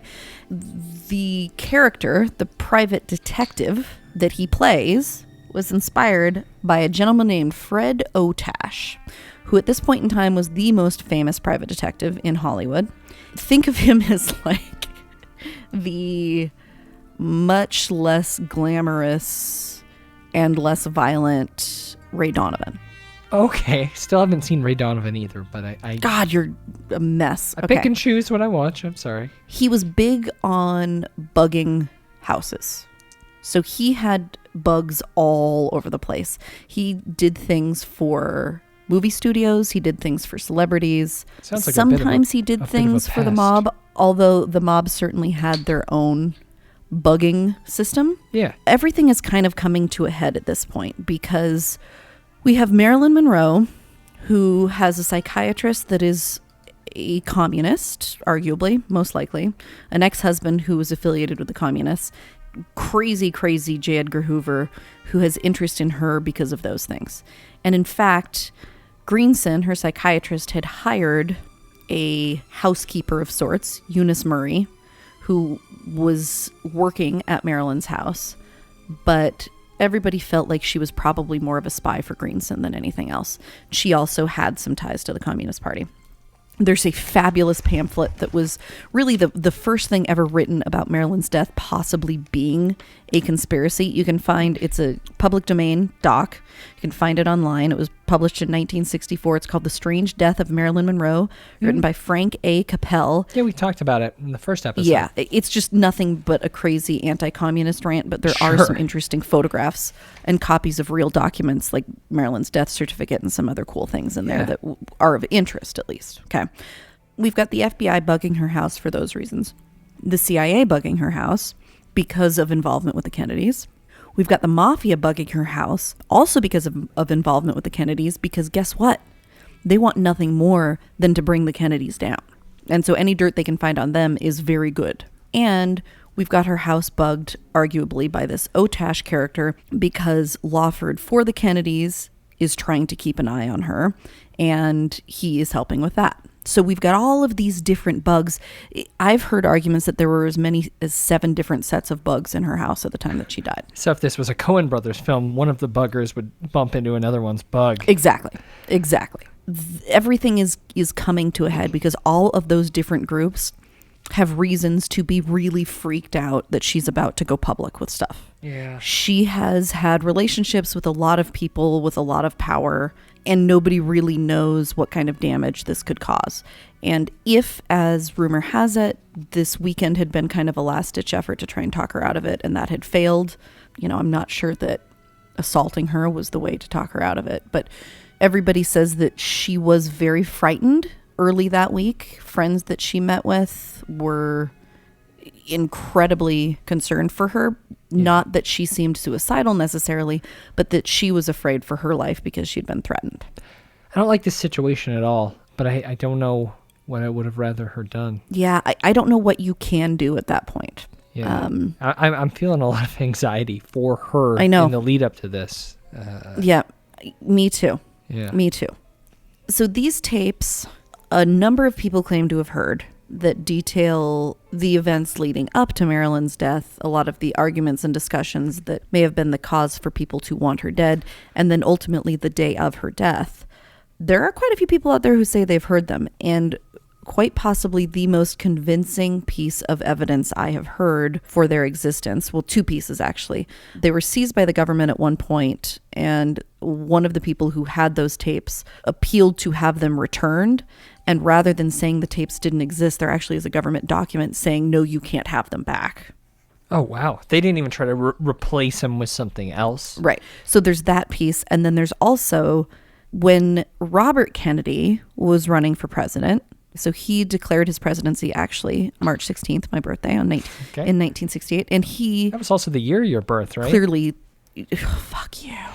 A lot of people think he would have been elected. The people who didn't like the Kennedys in the early 60s still did not like the Kennedys in 1968. So like all the mafia, a lot of CIA, FBI folks were not fans of the Kennedys. And certainly the Republican Party was not. The Republican Party reached out to purchase those tapes to release them to sabotage Kennedy's campaign, and this was which makes perfect sense. Back then, time-traveling Roger Stone. It was traveling Roger Stone. No, it wasn't. That's why he tips that top hat all the time. I love that man so much. Wait, you like Roger Stone? Oliver Stone. Ah, I was talking about Roger Stone. I wasn't even, it's funny because when I'm talking about the Kennedys and I hear Stone, my brain doesn't even try and process a first name. I'm just like, oh yeah, it's obviously Oliver. Sorry. That's okay. Way different. It's who your dog's named after, right? I'm definitely going to keep that audio clip of you saying how much you love Roger Stone. Don't you dare, you son of a bitch. I'm going to leak Don't you dare. Leaked. Sorry. The Republican committee or people from the Republican Party, whatever, were going to buy those tapes, release them to basically put an end to Bobby Kennedy's campaign. Mm-hmm. And they were supposed to do the exchange the week after Bobby Kennedy was assassinated. So clearly there was no longer a need to do it. By a sear hand? Yeah, we'll talk about that at some point. Someday we'll do the double sear hand. Yep. I think that there are tapes at some point that existed. I don't know if they still do. But next week, we're going to hear from a lot of people who heard them. We're going to hear exactly what happened from all verifiable points, and then what happened according to the highest number of witnesses and discussions that align on the day of Marilyn's death. And yes, I will tell you next week who I am almost certain murdered her. Yes, it was a murder. No, she did not kill herself. You will be quite surprised by some of the reasons I bring forth for her death, because while we have presented many, one of the most interesting ones that people may have had cause to kill her over has not yet been discussed. So get ready. Well, Kelly, you're Buster. Don't call me that. You're on track for getting me again. This is a very compelling case you're submitting here. Next week, I've got pages of physical evidence to discuss and pages of witness testimony to discuss. Well, and there's no way. Well, thank you so much for that report, Kelly. You are so welcome. Back at it. Yeah, you know who Kennedy didn't like? He liked a lot of people. He did not like the Russians. Didn't like the Russians at all. He did not. And we're going to talk about those folk here in just a second as we review Sputnik.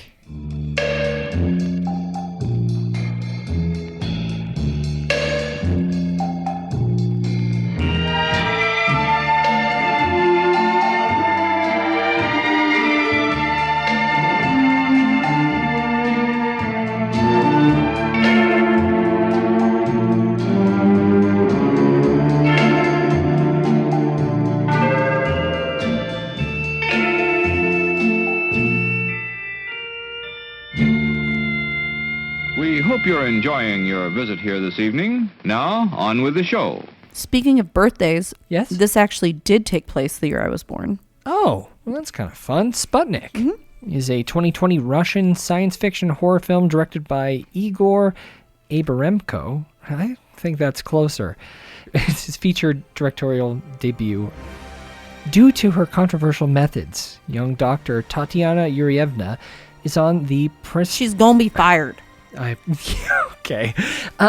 Is on the precipice of losing her medical license. Her career may not be over, though. After she's recruited by the military, Tatiana is brought to a secure science research facility to assess a very special case. That of a gentleman, a cosmonaut, who survived a mysterious space accident and has returned to Earth with a unique condition. There's something living inside him that only shows itself late at night. The military has nefarious plans for it. Tatiana wants to stop it from killing this gentleman, and the creature itself thrives on destruction. This guy, Igor, from his website. Igor? Born in the 80s in the south of the Soviet Union. When he was 9 years old, an accidental discovery of his parents' old typewriter eventually led him to write a few pages. 3 weeks of hard labor ended up creating a 3-page sequel to Goldfinger, which he had just seen on TV. Later on, he shifted the typewriter. Did he ever make that? I don't think so, but he grabbed a Hi-8 camcorder, made a heap of homemade movies. His obsessive fascination motivated him to enter a film school, and he graduated in 2009. Igor spent numerous years polishing his craft in advertising. Since 2012, he directed commercials such for folks like Google, Megaphone, Danone, which could be Dan 1, Yandex, Visa, McDonald's, Adidas, BMW, Kia, just to name a few.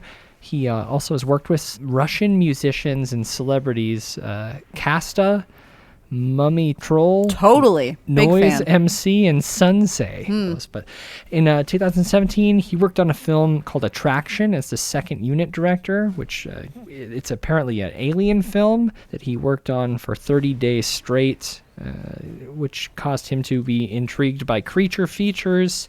Then he made a proof of concept short called The Passenger, which later turned into this film, Sputnik, which premiered at the 2020 Tribeca Film Festival. Not in person because, COVID-19 cancels everything fun. COVID. But more than 1 million people have streamed the film since it came out in late April in Russia. It was released by IFC Midnight in the US, and it became the 5th most rented film on Apple TV. I believe they're saying period. They started shooting it in Moscow in the winter of 2018 to 2019, and most of the scenes were shot at a bioorganic chemistry institute. And Sony actually did the distribution in Russia. It came out on April 16th, 2020. It was supposed to go to theaters, but it went to video on demand in Russia on platforms like More.tv, Wink, IVI.ru, and a couple more. I just am intrigued by all this Russian stuff I knew nothing about. IFC midnight in the U.S., and it did pretty well here. On demand August 14th of 2020. And Kelly, you were very excited to watch this film. I was. Love myself a good Alien. Yeah, I think it's been a while. Did we watch an Alien movie this year? Underwater, you never watched it. No, but I do want to. It seems good. I think you'd like it. I love an underwater Alien. The Abyss is one of my faves. I need to revisit that one. I don't think I liked it that much, but we open in space, and this space scene looks great. A big thumbs up to a lot of the CG in this thing. It looks really good. I wonder what was the budget of Sputnik? $90 million budget? Oh, no, that's $190 million, and that is not dollars. That is rubles, which is $2.6 million. All right. So, that's an incredibly low budget for this film, though. Can you, Blumhouse films get $5 million. This looks just as good or better. It looks very good. It looks very good. In fact, Sam and I had a discussion about that at the end of it. This movie looked amazing.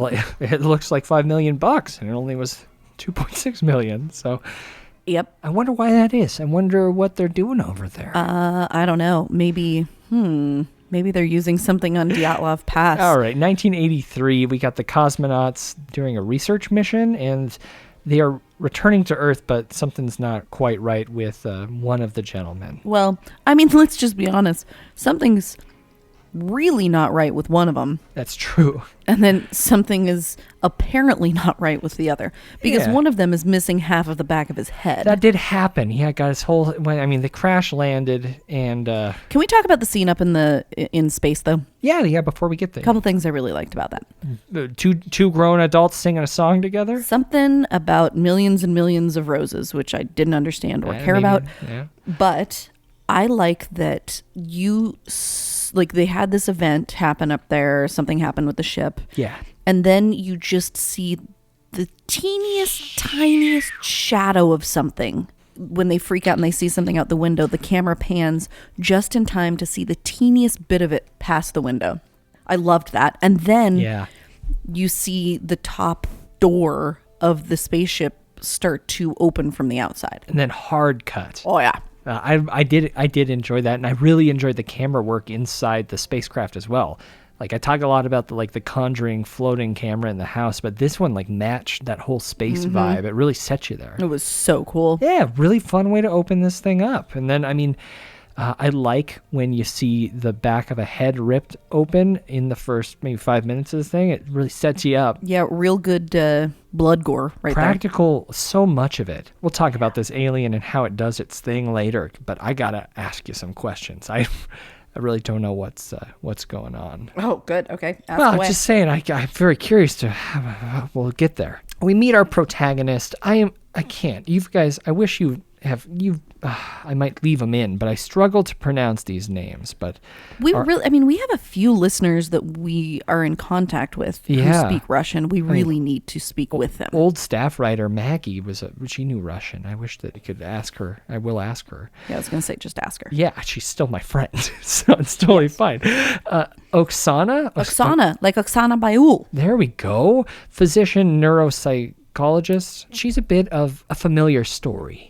She's like the rogue in her field, I guess. A person that doesn't really care about their reputation. They just care about doing what is right. Okay. All right. Well, tell me what your perception is. I think that she's very focused on... I think she's got trauma.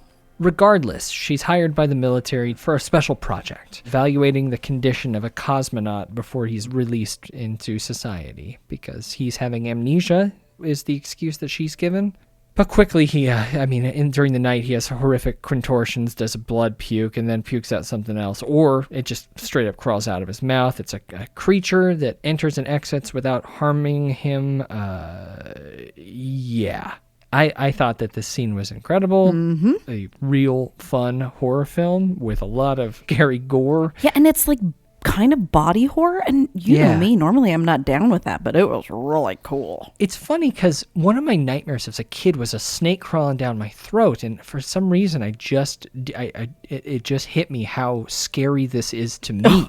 I mean, a 30-centimeter monster living inside a belly of a person. I mean, he's really kind of cute, though. All right. And I will say he did look like a shrunken version of the Cloverfield monster, kind of. Oh, yeah. I didn't even think about that. Yeah. That's kind of cool. Not, I mean, horrific, but he does that same, he's got that, to bring back Jurassic Park, the little dinosaur that spits the tar in the face of Newman was really cute, too, but then does like scary thing. And this guy does very similar. Very scary. I like that he has a bunch of eyes like a spider. Yeah, and he's got weird, movable, almost hooked teeth. Yeah, so strange, but I really dug him. I guess while we're talking about the monster, how is he killing things? Is he just like one chomp biting the backs of heads, or is he like? Yep. Because he's good at it. He's really quick. He's headed for the pituitary.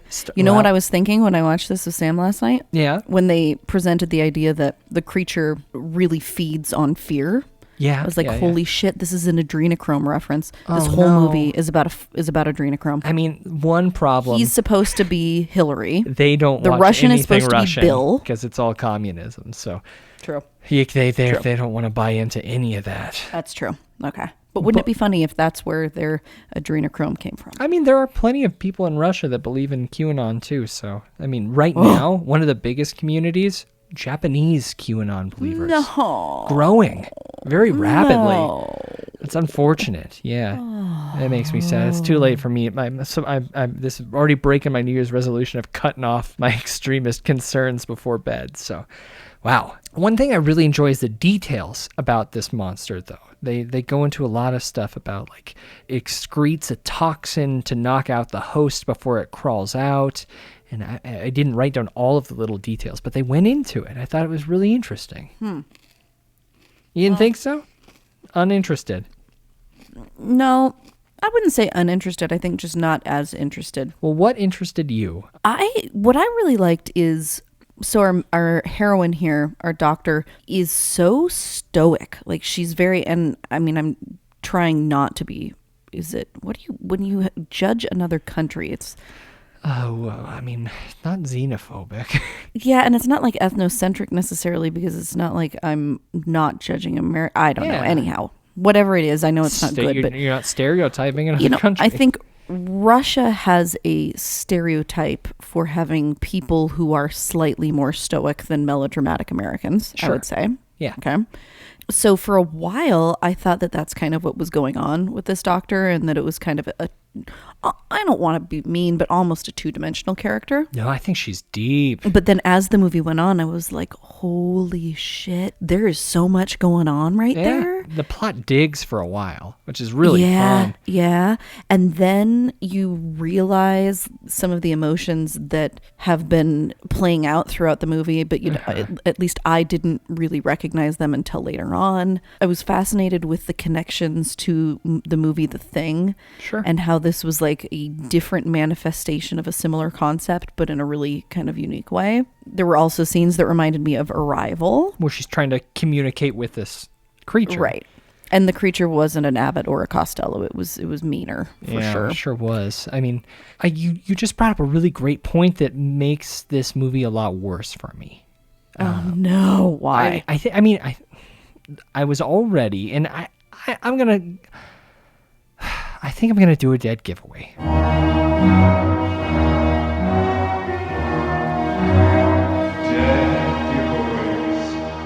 So you pointed out, this is the point in the show where we spoil part of a film. If you want to watch this film, you surely can. It's out on VOD on some strange Russian website. And I only say strange because I'm a stupid American. I shouldn't say strange about people's... I got to get it together. It's available everywhere. And you can do that. So you talk about this character and how it's a little bit more three-dimensional and a little bit more stoic. And then for some reason, we have to make this kind of a romantic story where she sacrifices for this person that she now cares about. And then at the same time, we've got this evil army person and all their troops. Almost in like a super villain. It felt like a cheesy 90s action movie, and I didn't I guess I didn't like what she was necessarily trying to do and who she was doing it for. So hold on, you didn't like the fact that she was trying to help Mr. Alien escape? I mean, was it about the alien or was it about him? They were the same at that point, weren't they? Yes, that is true. But I just felt like it was unnecessarily personal that took away from her character. But that was the whole like growth of her character. Was that? I mean, it turned into like a love story, and I don't think that that's necessarily. Yeah, but I thought it was a really unique love story in the sense of I don't know. Because I would argue what made her fall in love with him was his damage. I see that, and she was broken too. I don't know. I don't like the way they wrote it as like she was this smart, strong character, and then she all of a sudden becomes this. Well, but I don't think it was just about loving him. I think it was also she had a incredible opposition to the idea of, even if they were prisoners, continuing to feed these live humans, and she wanted to put an end to that. We didn't talk about that. I mean, the army had been feeding this monster live human prisoners, and they were using the excuse, ooh, this could be an adrenochrome thing. They were sacrificing like pedophiles and rapists to this monster to eat, which is kind of interesting. Huh. I think that she had taken a morally righteous stand on that before I think she even acknowledged her feelings for this guy. And I think she realized basically there was a switch that flipped for her, and she decided that this creature and this guy were not the villain. The army dude was the villain. Sure. And she needed to stand up to him. And my problem is, I guess the story, even though it didn't explicitly, there wasn't a point where they had like a romantic interaction, right? Like, was there? Did I miss something? No, there wasn't. I mean, I think there was like a hug or like a... Yeah, they weren't like kissing, and they didn't have like a hot one night stand kind of thing, but it still felt unnecessary for it to be like that. It could have just been her having, like you said, a moral objection to what was happening. I think it made her a much more interesting character. And it also made the I've end seen work. that character. I've seen that character before. That level of stoicism, and then discovering that there's just a bunch of really sad, broken shit underneath the surface. Yeah. I mean... her deciding that that's okay, and that that's going to make her a really good mom.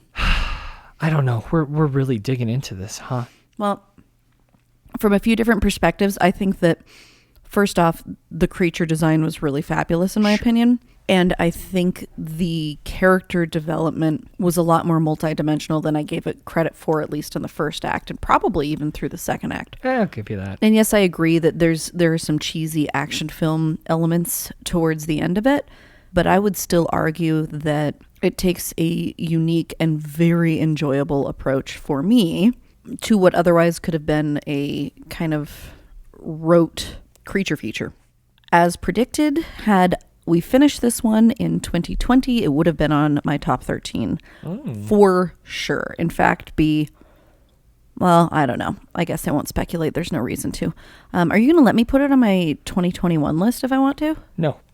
This one just gets to go away into the... No. That's not fair. I'm really sorry.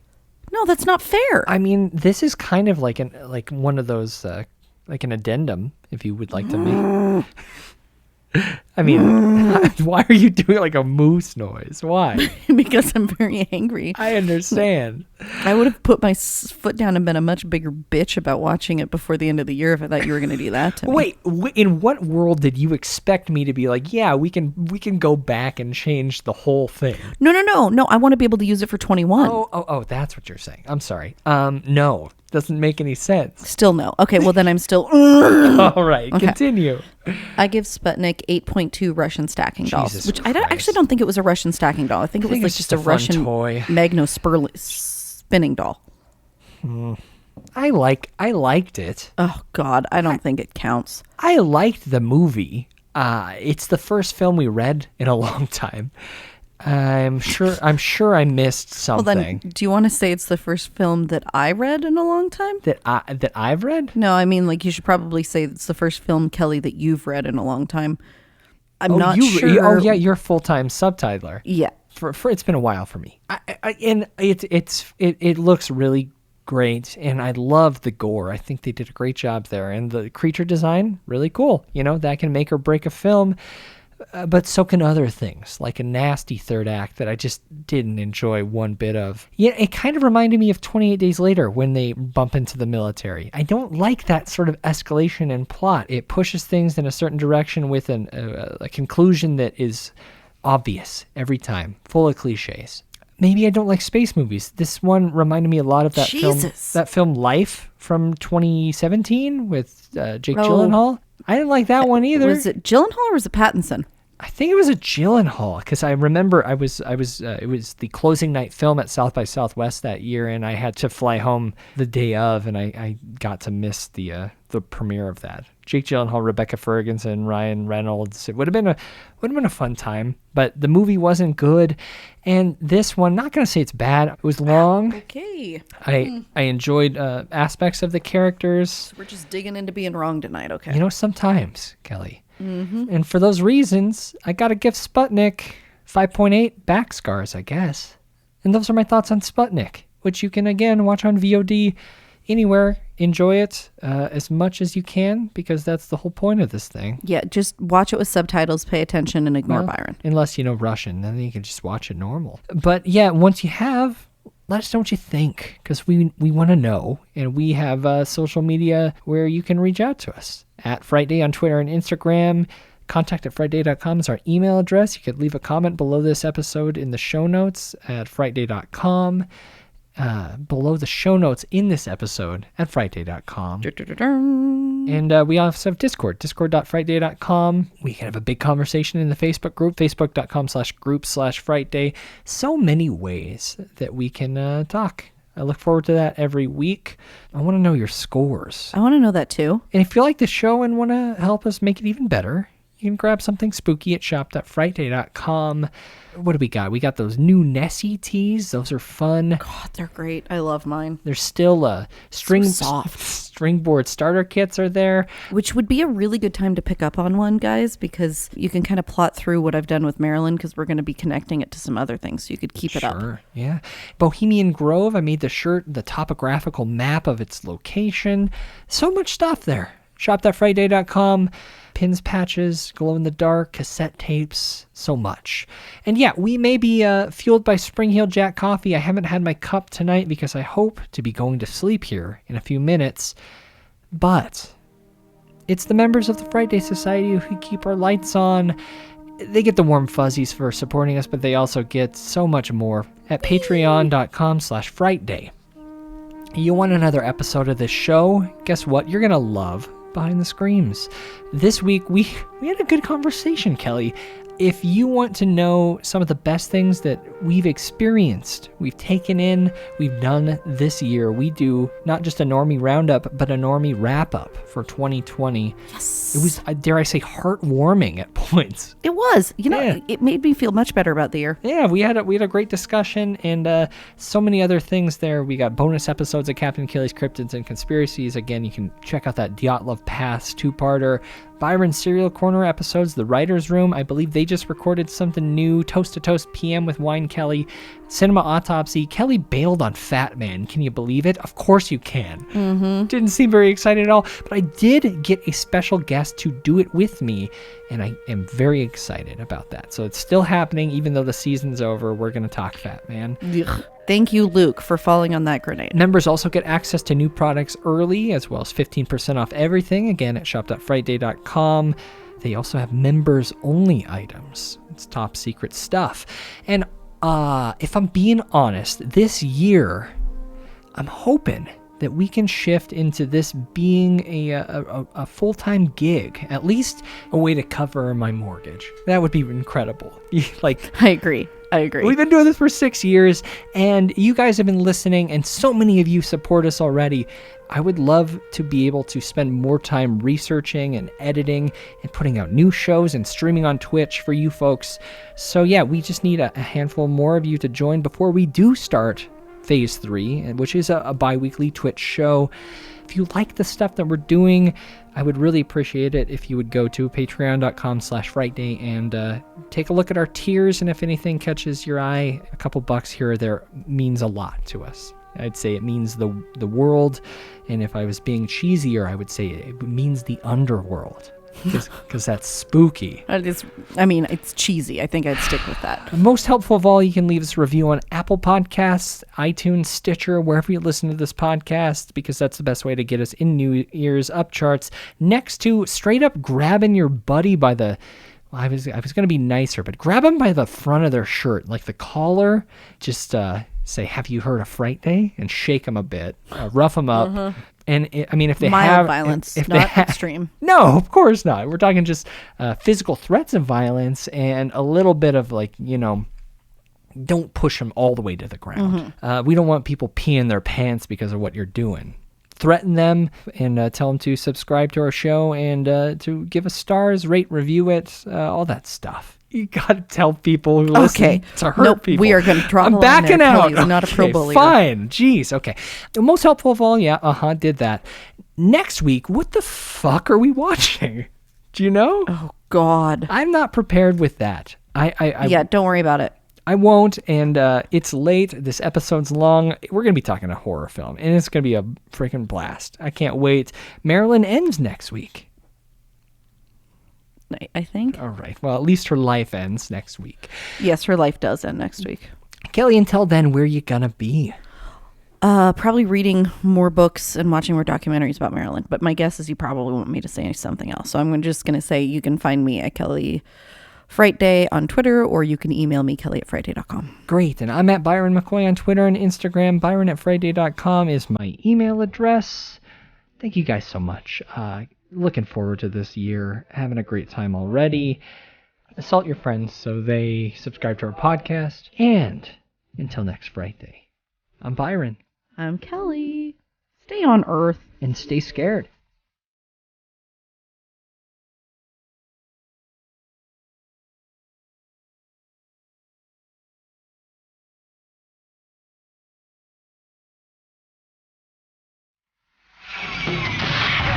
Egor Abramenko. Abramenko. As we review Egor Abramenko's Egor Abramenko. Oh no, this is at the end of the show, isn't it? This is me fucking it up, and it's going to be at the end of the show. I just know it. Oh, it's good. Well, it only is. You realize that you're the one that makes those choices. Some of the choices make themselves. Okay. You've been listening to an Audio Wool original, produced by Byron McKoy. Theme music provided by Cemeteries. For more programs like this, visit audiowool.co.